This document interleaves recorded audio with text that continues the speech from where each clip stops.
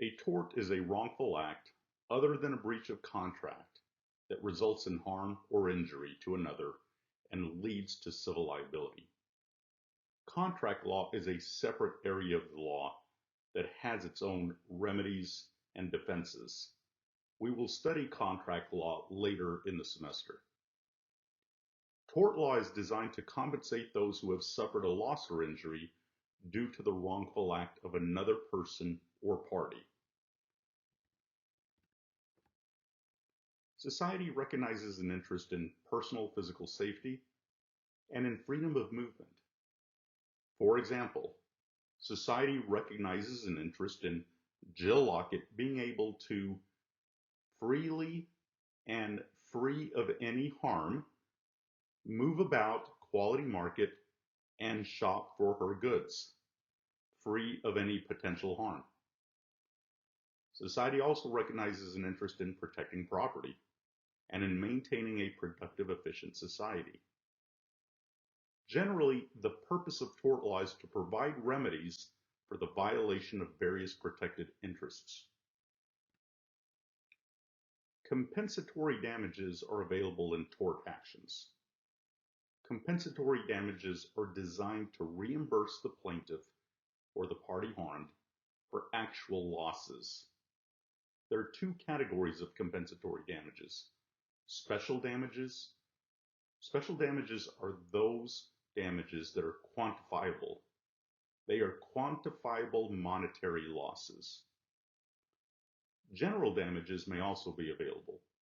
General damages compensate for non-monetary aspects of harm suffered, such as pain and suffering. General pain and suffering damages are generally not available for business plaintiffs. Punitive damages may also be available. Punitive damages are those monetary damages awarded to punish the defendant and deter similar conduct by others. It's important to note that at the state level, caps and limitations on compensatory damage and in particular punitive damages may be set. States across the nation have set various caps on punitive damages. This is to prevent those unique circumstances in which a small spilled hot cup of coffee will result in a $20 million punitive damages award. It's important to consider the effects of the various caps on damages and damages legislation in various states, the effects that they may have on business locations and or plaintiff decisions.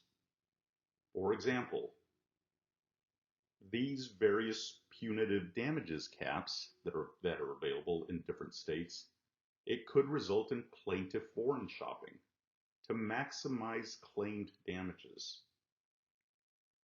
It could result in businesses not emphasizing safety programs as much as they should, knowing full well that damages are capped in the states in which they operate. There are two general classifications of torts. Intentional torts, those torts that are committed knowingly, willfully, and with some intent. And there are unintentional torts, principally negligence. We'll discuss various types of these torts in the remainder of this chapter. An intentional tort is a wrongful act against another knowingly committed. It requires intent, scienter. The tortfeasor must have intended to commit an act which interferes with another's interests by intending the consequences of the act or knowing with substantial certainty that certain consequences would result. Again, the key element here is intent. Assault and battery are two types of intentional torts. An assault is an intentional threat of immediate harmful or offensive contact. Actual contact is not required. Rather, it is a threat of immediate harmful or offensive contact. Now, suppose that person A is very upset with person B. Person A yells at person B and says, "I am so upset. In 3 weeks, I'm going to come back here and slug you across the head." Now, that may be a separate tort, but it is not an assault because it is not a threat of immediate contact. Rather, person A is stating, "I will come back in 3 weeks and slug you across the head." Again, it may be a different tort, but it is not a threat of immediate contact, and therefore not an assault. Battery is when an act that constitutes assault when the assault is completed and results in harm to the plaintiff.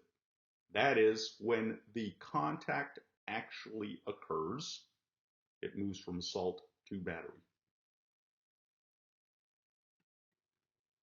False imprisonment occurs when there is confinement or restraint of another person's activities without justification or without consent. Merchants can detain a suspected shoplifter as long as there is probable cause. This justification exists in the state laws. Intentional infliction of emotional distress is a type of intentional tort. It is an extreme and outrageous act, intentionally committed, that results in severe emotional distress to another. How does one define what outrageous conduct is? Well, most courts confine emotional distress claims to truly outrageous behavior. For example, a homeowner who has been subject to ding-dong ditching by neighborhood kids will likely not be able to bring an intentional infliction of emotional distress claim. Courts would not recognize that the ding-dong ditching activity by the neighborhood kids reaches that outrageous behavior standard, and it likely would not result in severe emotional distress. Defamation is another intentional tort. Defamation includes false statements of fact that are published or publicly spoken and that cause injury to another's good reputation. There are two types of defamation: libel, defamation in writing or another permanent form, and slander. Slander is defamation in oral form. There are elements that a plaintiff must prove to bring a successful case of defamation. Those elements include the following. 1, the defendant made a false statement of fact, not an opinion. The statement was understood as being about the plaintiff and intended to harm the plaintiff's reputation. The statement was published to at least one other person other than the plaintiff. So publishing, that is communicating in oral form, must occur for a successful defamation claim. And if the plaintiff is a public figure, she or he must prove that actual malice was intended. Fraudulent misrepresentation is the intentional deceit of another for personal gain. The person, the defendant, must represent a fact that he or she knows to be true. For example, you are selling a car that you know has a faulty transmission. However, you advertise the car as running like new, or runs like a dream, or has no problems. Now, we'll shortly see that there are elements that must be met for a fraudulent misrepresentation claim to be successful, but in general, the defendant, the person must misrepresent a fact that he or she knows to be true. There are 5 elements that must be met to bring a successful fraudulent misrepresentation claim. Those elements include a misrepresentation of a material fact or condition. What is a material fact? Well, it depends on the circumstances and it depends on the transaction. Let's go back to the sale of a car, hypothetical. Suppose that you're advertising a car as running like new, and in fact, the motor and the condition of the engine is very like new. It operates perfectly. The buyer, the ultimate plaintiff, goes home and finds a small oil spot on the carpet in the passenger compartment underneath the floor mat. Otherwise, the car does run like new.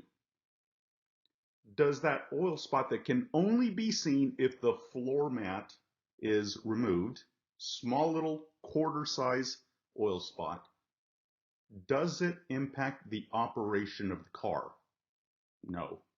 The engine is in fact like new, and the car drives like new. It flawlessly operates. This would not be considered a material fact. Second element, an intent to induce another party to rely on the misrepresentation. So intent is required. You're requiring, you're attempting, you're desiring to have the other party rely on the misrepresentation to carry through on the transaction.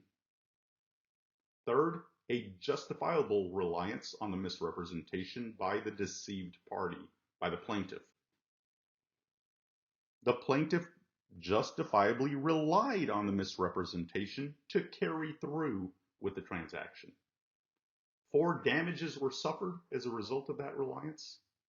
And 5, a causal connection exists between that misrepresentation and the injury suffered. All 5 elements must be satisfied to bring a successful claim of fraudulent misrepresentation. Let's now turn to a discussion of negligence. Negligence is an unintentional tort. Intent or scienter, unlike intentional torts, is not required to bring a successful claim for negligence. Negligence is the failure to exercise the standard of care that a reasonable person would exercise in similar circumstances. When a plaintiff brings a case of negligence alleging that a particular party did not comply with a standard of care, the courts will look to what would a reasonable person under similar circumstances have done? What did the defendant do and what were their circumstances? In other words, a physician will be held to a particular standard of care that other similar physicians would exercise. A financial auditor who is sued for negligence, they will be evaluated against a reasonable financial auditor, the reasonable person standard, and the standard of care that a similar financial auditor would have complied with. In other words, GAS, generally accepted auditing standards. Did this particular financial auditor meet GAS? Jill Lockett, in her negligence claim against Quality Market, will allege that Quality Market did not exercise the standard of care that other retail store owners would exercise in similar circumstances. To bring a successful negligence claim, a plaintiff must prove 4 elements. 1, that the defendant owed a duty of care to the plaintiff. In other words, there is a duty of care recognized by the law.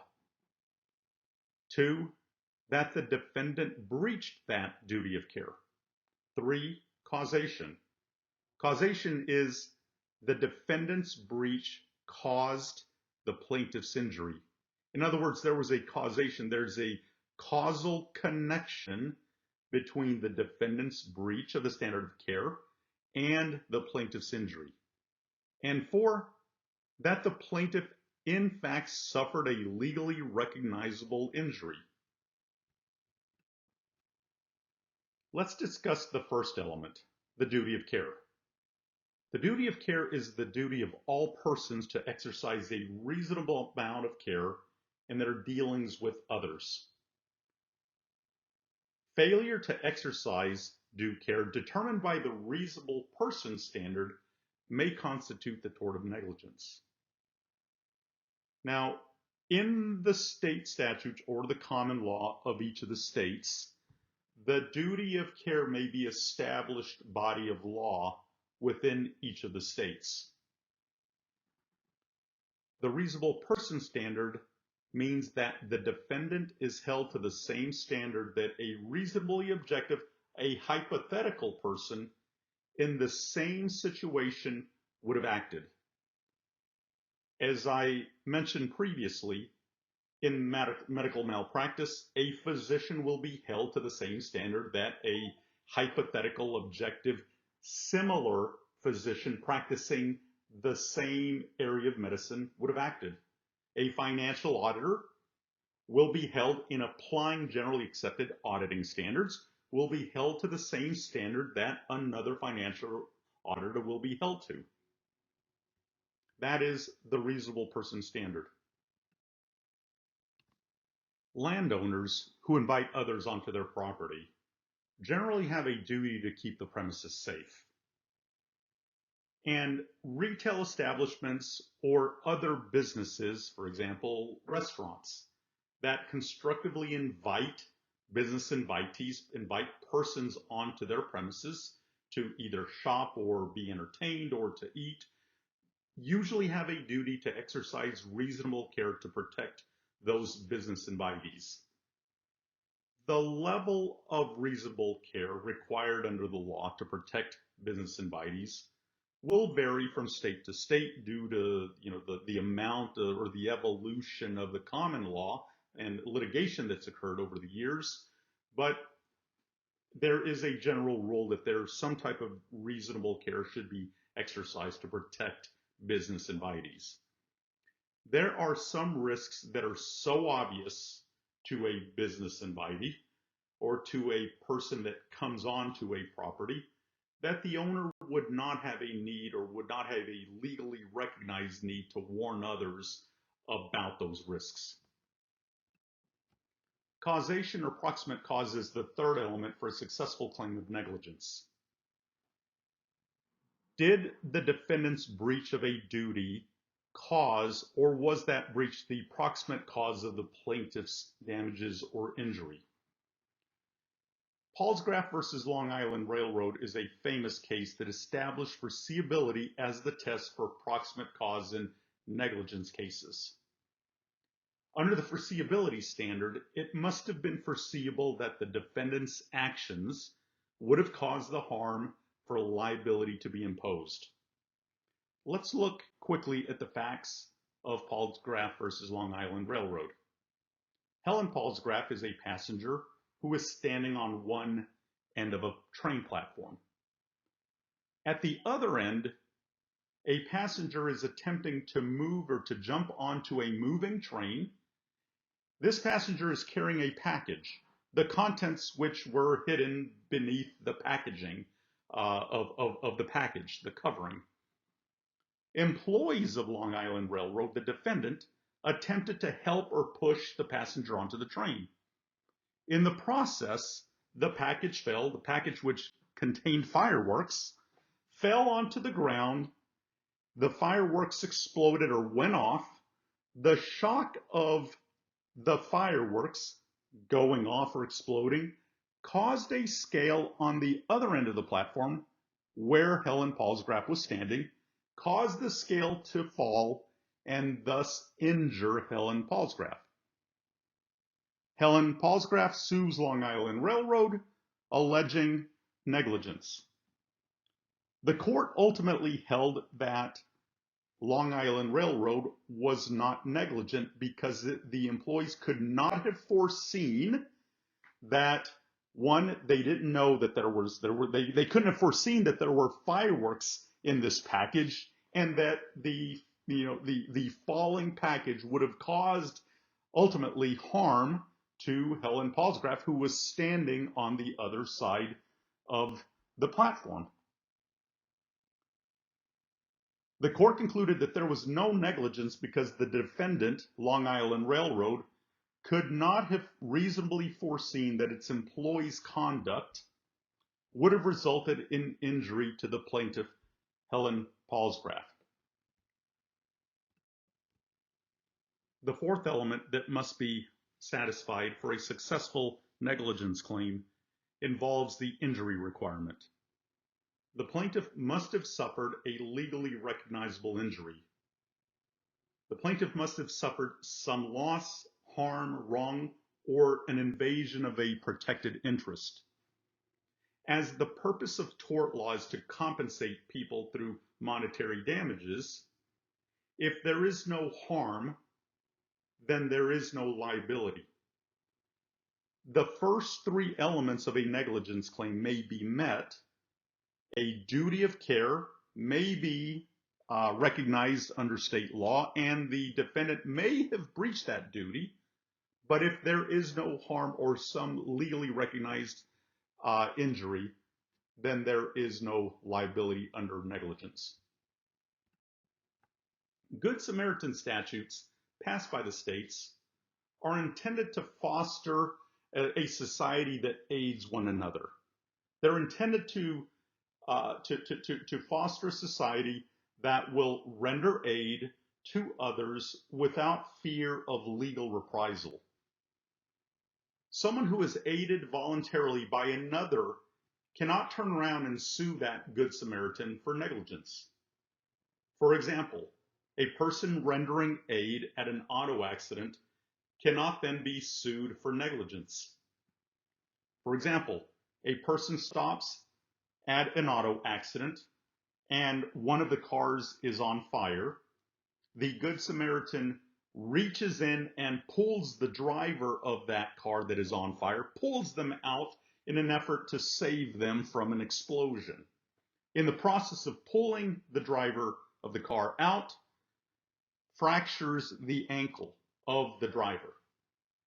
The driver can then not turn around and sue the Good Samaritan for negligence. Even if a plaintiff has satisfied all of the necessary elements for a successful tort claim, for example, has satisfied the 4 elements for a successful negligence claim, there may be reasons why the plaintiff should not obtain damages. These are referred to as defenses. The defendant has a defense that will bar recovery of damages. Defenses vary from tort to tort. However, there are certain common defenses across all torts and that apply to the various torts. Common defenses include consent and a statute of limitations. A common defense to negligence is a statute of limitations. A statute of limitations refers to a law that establishes the amount of time that disputing parties have to commence the litigation from the time of an alleged offense. The length of time that the statute allows for the plaintiff to bring legal action against the defense or the defender varies from state to state, and it varies from tort to tort. The statute of limitations may be as short as a year in one state. In another state, it could be as long as 6 to 7 to 8 years. But the point of a statute of limitations is that a statute of limitations law requires the plaintiff to bring a negligence claim within that time period. Otherwise, the claim is barred. Another defense is assumption of the risk or a consent. A plaintiff who voluntarily enters a risky situation is generally not allowed to recover.